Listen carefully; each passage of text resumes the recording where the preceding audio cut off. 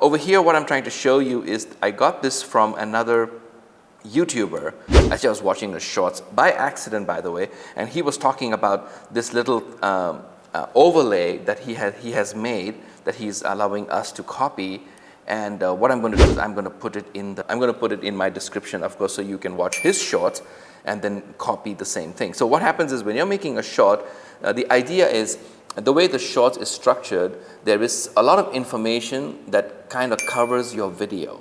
So what happens is when you're making a video and you're editing it, and if you don't have this template, sometimes I find that my video also is getting hidden by all this information. So by using this template that he has provided, it has helped me to better my edit. So that means when I have the template overlaid, I'm editing my video a little bit more better, so the content is not getting hidden by all this information. So for example, if I, right here, you can see it. If I disable it, you see it goes away.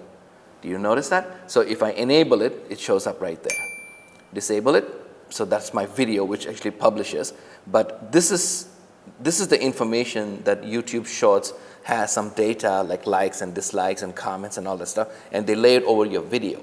So as you know, your video is actually vertical. So when it's a vertical video, you don't have so much room to begin with. So when you have all this overlay, it kind of like hides your video further.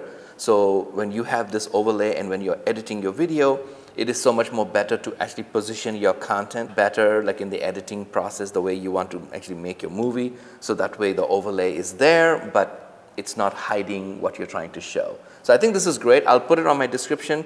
Please go and show him some love. And of course, you can take the template and you can use it. So thank you very much, guys. I'll see you in the next video. Bye-bye.